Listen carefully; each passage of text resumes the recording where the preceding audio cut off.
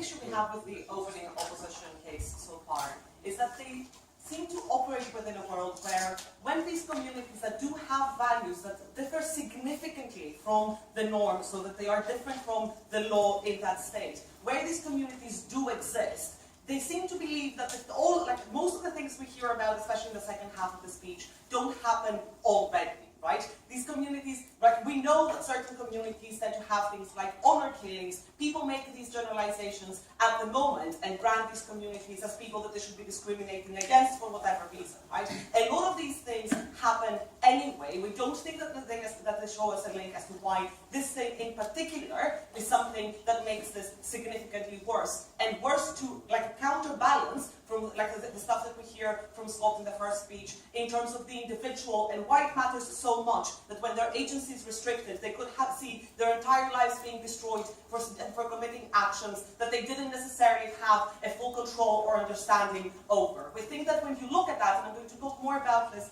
later on in my speech, we actually think that this act progressively leads to more buy-in into the state by these communities when you actually make provisions for them within the legal system, and in particular this kind of provision, and also why this also has the benefit of gradually leading to a convergence of the key values between these communities and the state. But we also think that in any case, the case that we hear, no thank you, from them doesn't take into account the impact that this has on the individual level, not just on the community level, for that person who committed the act.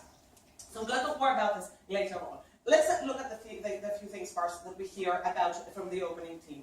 We have a challenge, a question here about whether your upbringing affects your understanding of the law and whether it affects your agency in committing a crime or an action. The first mechanism we get from the opening opposition team is that this is not that you don't give someone that you don't consider it to be a mitigating factor when someone's brought up being told that being told to be greedy if they decide to steal, right? Okay, interesting way of explaining that, but I think you would take it into account and see someone differently if the person for example, steals something because of extreme poverty. We do see that situation. It doesn't have to be a cultural or normative value that you were brought up with, but you do see that a person's life circumstances affect the way in which they behave, and you do treat them equally, right? We think that it's just kind of a way of saying, oh, poverty is something that is really important, we should take this into account, whereas for some reason, we reject the notion that having values that are culturally different should be seen as equally significant as the circumstances in which you were in. No, thank you. We think that often these things restrict the amount of choices that you have available, and we don't hear why they don't.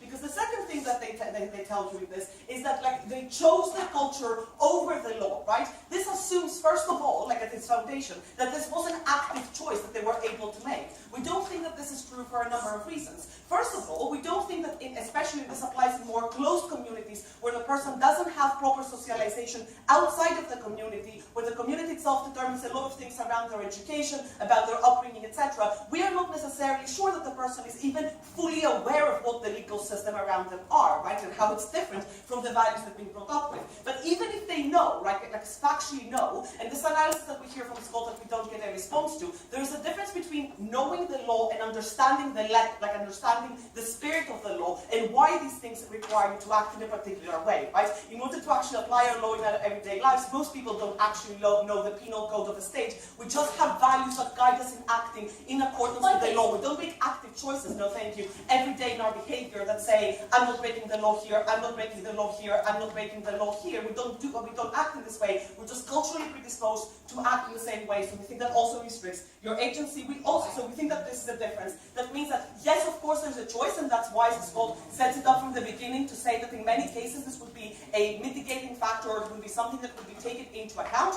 but it does, and also something that you have to assess on an individual level, but it doesn't mean that that choice and that agency is not restricted and is unlimited. No, thank you. So, why does the state, does this mean that the state make a determination about cultures, and is this unfair due to the kind of consequences that they talk about, right? Because here I think, again, they make it they conflate the idea of the culture as a whole and the individual, right? Scott already told you that there's the way in which we envision this working is by the court in every individual case examining the individual person and making a determination as to whether this person is having the agency to commit this act. This is something that courts do all the time for other crimes. This is not something that is outside of the scope of what they can can do. They don't need to make a determination that if you are Muslim, it necessarily means you are okay with honor killings, right? That's not the link you're drawing. It's about this particular individual and assessing the circumstances in which they were brought up. Before moving on to like why you think this creates more state buy-in, yes. It seems to me that you require such a deep understanding of the law that most people that are uneducated and even analphabetic would probably be acquitted according to your logic? No, I'm saying exactly the opposite. I'm saying that because every person, religious or not, from a different cultural background or not, like no person has that deep understanding of the law, whether it's me or whether it's someone from these communities. The reason most of us tend to not break the law by accident is because we are culturally predisposed, having been brought up in the norm, to act instinctively in accordance to the law, right? That's why we don't do it. We immediately buy into that concept. These people, and that's exactly what we're saying in terms of the restriction of agency, don't have that, so it becomes a lot more difficult for them to stay in accordance with the law. Moving on to why we think this creates more state buy-in very quickly, and why we think this makes these communities and society better integrated in the long term. We think that generally, like having respect for the law, the bodies that enforce it, the state as a whole, is not something that happens immediately like at the point of birth, right? It's something that you grow into, and especially when your values come in opposition to mainstream values, or the way you're being brought up comes in opposition and in tension with the norm. It's something that you have to grow into, buying into the state and accepting its legitimacy as basically the only game in town, right? As the legitimate actor to punish people, to decide the rules by which we live.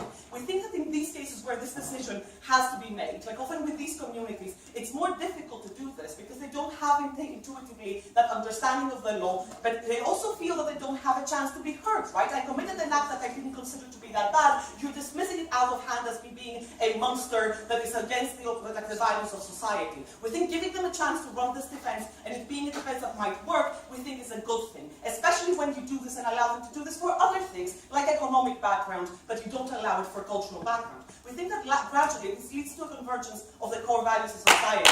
Firstly, because like in extreme cases, you have less demand for separate courts, as would be like for Sharia courts or like for Jewish family courts in the UK, which we think that would create for more separation. But you also like gradually have more acceptance and buy-in into the main structure of the system. So we think that overall you actually get less division in society and more convergence through this, and for that we propose.